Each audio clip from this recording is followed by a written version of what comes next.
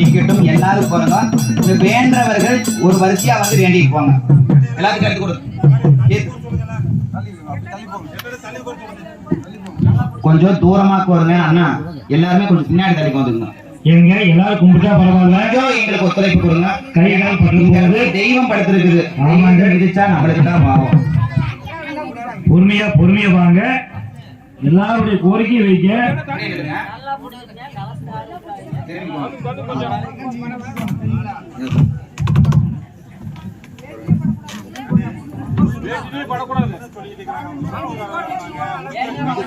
எங்க அப்படி கொஞ்சம் ஒத்துழைப்பு கொடுங்க.